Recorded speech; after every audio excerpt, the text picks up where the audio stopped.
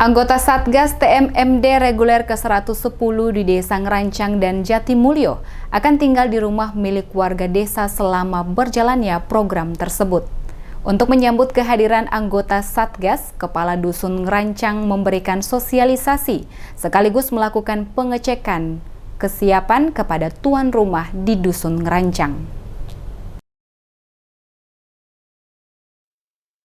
Sejumlah 105 satuan tugas TNI Manunggal membangun desa reguler ke-110 yang tersebar di Desa Ngerancang dan Jatimulyo akan tinggal di rumah inap milik warga. Menurut data yang diperoleh, Satgas TMMD akan dibagi ke 16 rumah, yang masing-masing rumah akan menampung 4 hingga 10 orang dengan melihat kondisi rumah tersebut.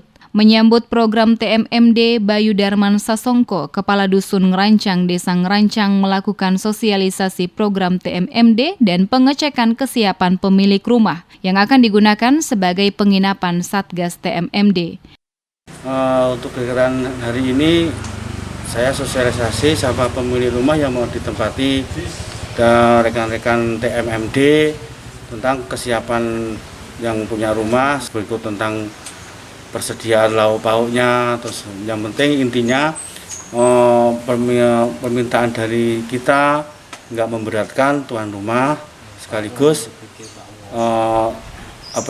tuan rumah nyaman ditempati rekan-rekan dari anggota tentara yang mau TMMD di sini.